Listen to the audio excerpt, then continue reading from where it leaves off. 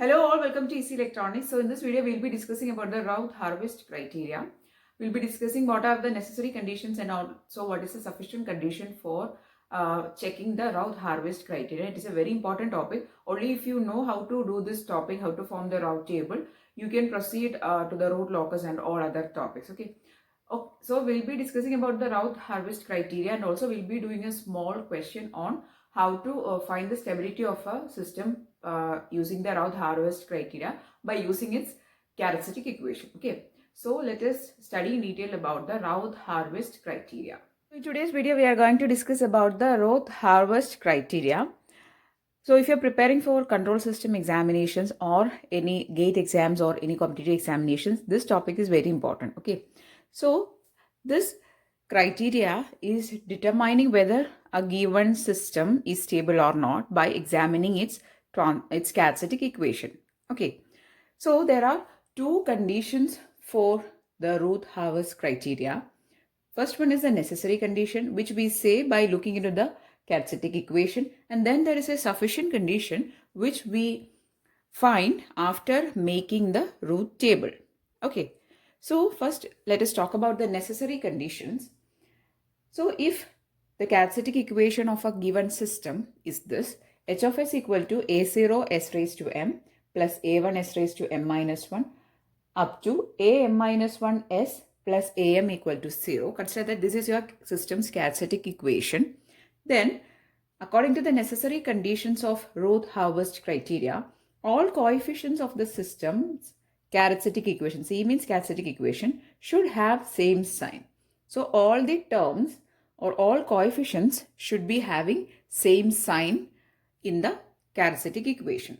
That is first one. And the second one, there should be no missing term or all coefficients should be non-zero. So in this equation, there should not be any missing terms in between, or all the terms or its coefficients, all the coefficients should be non-zero. So these are the two necessary conditions. Now, if the characteristic equation satisfies this necessary condition, it doesn't mean that it is stable according to the Routh harvest criteria. It has to satisfy the sufficient condition also for it to be stable. Okay, so just satisfying the necessary conditions doesn't mean that the system is stable. It has to satisfy the sufficient condition also. Okay, so which we'll be discussing after making the Routh table. Okay, so this is the necessary conditions, just say. So first we'll look for these two conditions, only we'll go for the sufficient condition, and only if it satisfies the sufficient condition also, then we can say that the system is stable. Okay, so now let us start making the Routh table. Okay, so the Routh harvest criteria is very important when you want to draw the root locus. Root locus is very important topic. So if you want to study the root locus, you should be knowing this criteria, because one of the conditions in the drawing of root locus is actually looking into the Routh table. Okay, so this topic is very important. So next we are going to see how to draw the Routh table, or how to form the Routh table with the given characteristic equation. We are going to see how to form the Routh table with the given characteristic equation. So the characteristic equation I have already written on the board: a0 s raised to 7 plus a1 s raised to 6 plus a2 s raised to 5 plus a3 s raised to 4 plus a4 s cube plus a5 s square plus a6 s raised to 1 plus a7. So this is a characteristic equation given in the Laplace domain. Now I'm going to start forming my Routh table. Okay. So in order to form the Routh table, it is actually very simple, but there are certain equations. You don't need to by heart the equations. On the process of doing this Routh table forming one or two times, you will automatically study the technique. You don't need to actually by heart the equations. Okay. Anyway, we'll write the equations. Okay. So the Routh table I'm going to draw. First row will be s raised to 7, then s raised to 6 up to s raised to 0. So this much of rows you have to form. Okay, and the first row, for forming the first row, you have to extract the alternate elements. So I'm going to first extract the alternate elements coefficients. Okay, coefficients I'm going to extract, and I'm going to write as my first row. So s raised to 7 is to First we'll take A0, then alternate elements means then A2, then A4, then A6. So what we have written here, we have just extracted the alternate elements coefficient and we have written and formed the first row s raised to 7. Okay, A0, then A2, A4, A6. Right. Now, in order to form the next row, we have to again extract the alternate elements coefficients which we have left out. Okay, so here we have started from A0. Next we will start from A1 and extract the alternate coefficients. Okay, very simple it is. A1, then A3, A5, A7. I will draw it. 1, 3, 5. So alternately we will take the coefficients.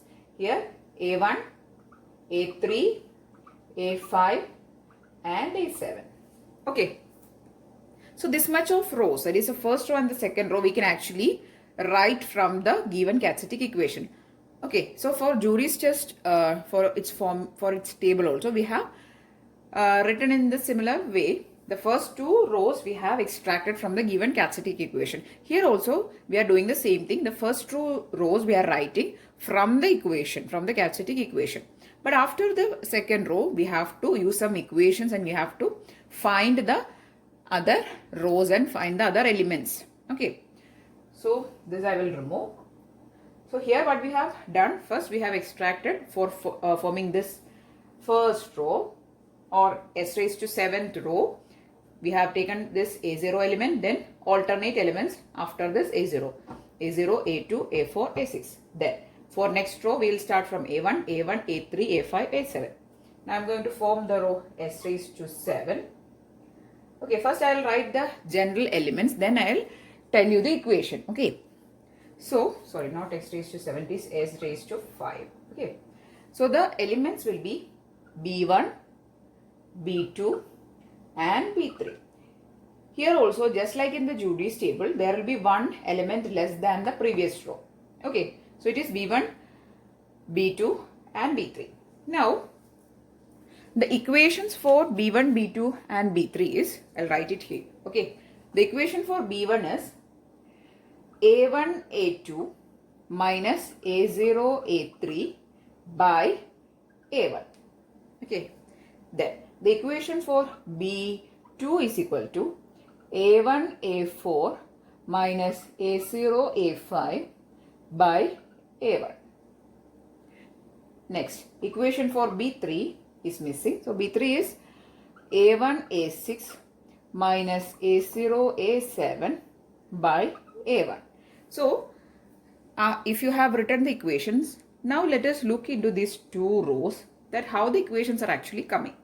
So, for finding B1, what is the equation? A1, A2 minus A0, A3, right? So, A1, A2 minus A0, A3. It is nothing but taking these cross elements and taking its difference.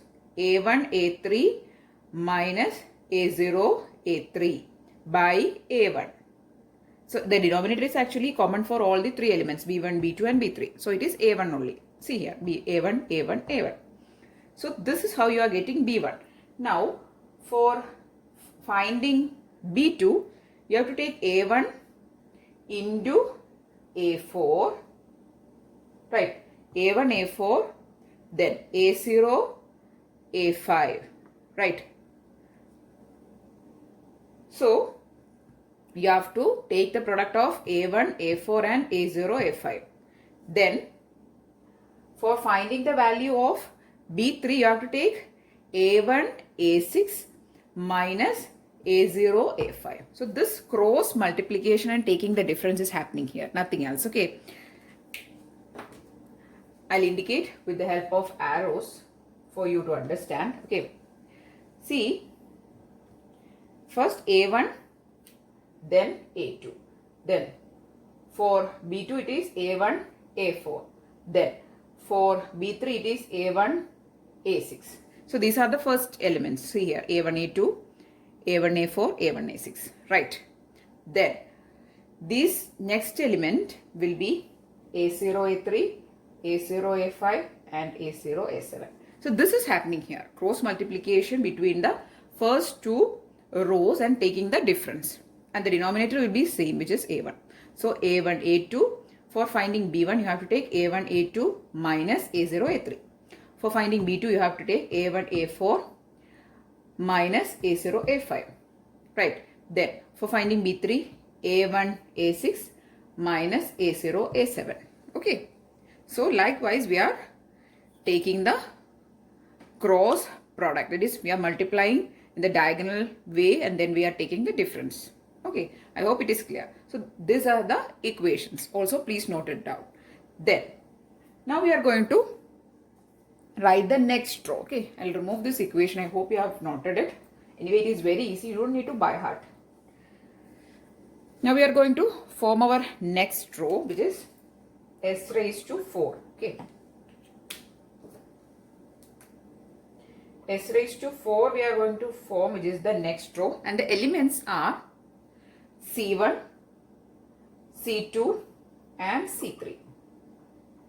Okay.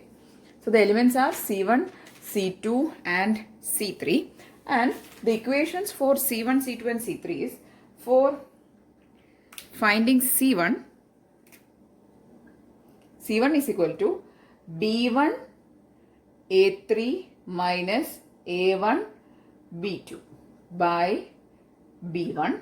That is equation for finding C1.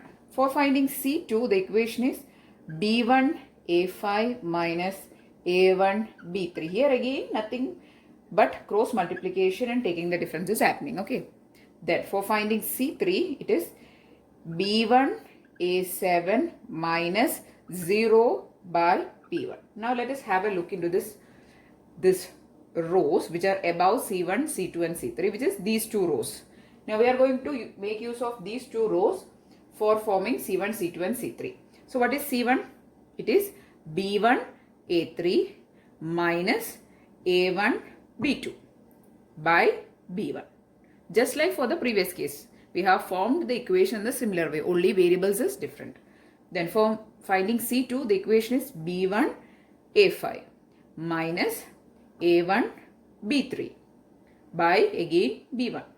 Then for finding C3, B1 A7, it is here. See, B1 A7, then minus A1, and there is no element here. So that is why it is 0.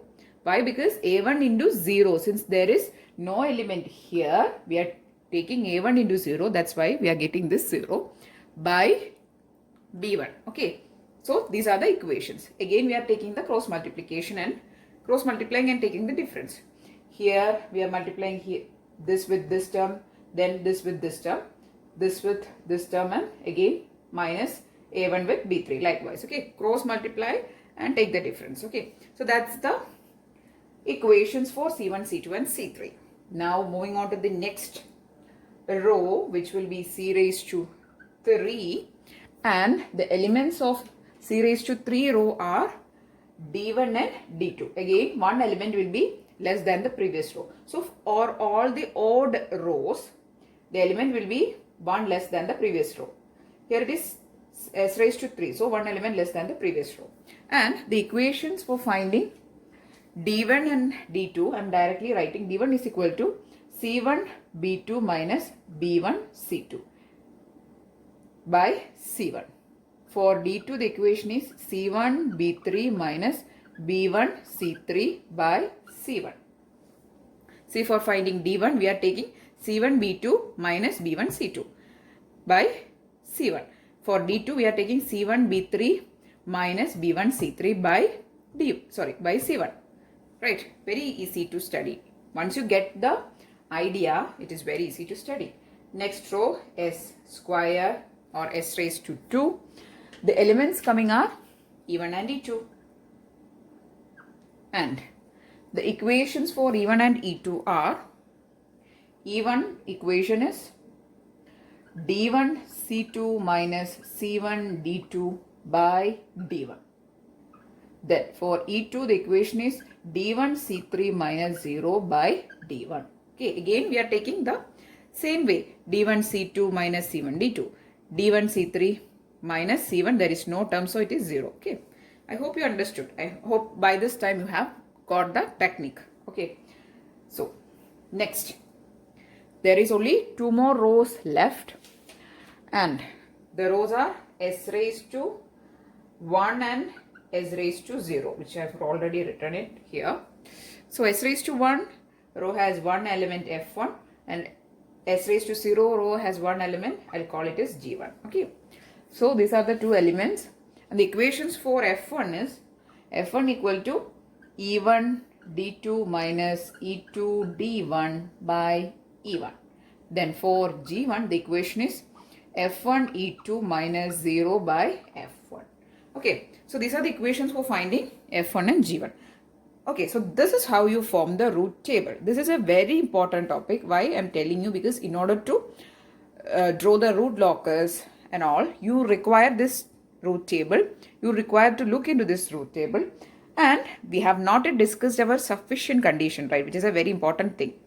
So the sufficient condition is that the system is stable if and only if all the elements of the first column of the Routh table are having same algebraic sign. That is, all the elements should have same sign for the first column.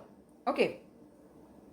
And if at all there is any sign changes, means the number of sign changes in the first column is representing the number of roots in the right half of the S-plane. So the right half of the S-plane is actually an area which is indicating the instability of the system. So if there is 2 or 3 number of sign changes, means those number of sign changes are indicating the number of roots in the unstable part of the S-plane or in the right half of the S-plane. Okay, so that is the sufficient condition. That sufficient condition for a stable system is that this column, that is the first column of the Routh table, should have all elements of same sign. Okay.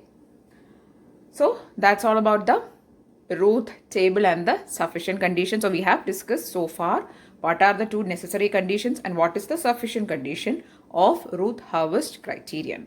Next we are going to do a small example of finding whether a given system is stable or not by looking into its characteristic equation and forming the Routh table and applying the or checking for the sufficient condition. Okay. So the question that we are going to do here is this. This is a characteristic equation of a system. We want to find whether the system is stable or not by applying of Routh-Hurwitz criteria. Okay. Now, first let us look for the necessary conditions. Okay. So the necessary condition states that first condition is all coefficients should have same sign. That is right. All elements are positive. So it is of same sign only. So the first necessary condition is satisfied. Second necessary condition saying that there should not be any missing elements. So it is starting from S raised to 4. Then S raised to 3 is there, S raised to 2 is there, S raised to 1 and S raised to 0 also there. So there is no missing term. Okay. So that condition is also satisfied. So both the necessary conditions are satisfied. Now we have to look for the sufficient condition. And for that we have to first form the Routh table. Okay. We'll write the row names first. S raised to 4, S raised to 3, S raised to 2, S1 and S0. Okay. So in order to form the first 2 rows, we have to just extract the elements, alternate elements. So first one is 1, then 6 and then 1. This element and this element. So it is 1, 6, 1. Next, for this row, that is the second row, you have to take second element and fourth. There is only that much. The left out elements, which is these 2 alternate elements. Okay, that is 2 and 4. Now we have to form the third row. For that, we have to multiply first. For forming this element, we have to take 2 into 6 minus 4 into 1 by 2. It is 12 minus 4 by 2 means 8 by 2. It will be 4. So the first element is 4.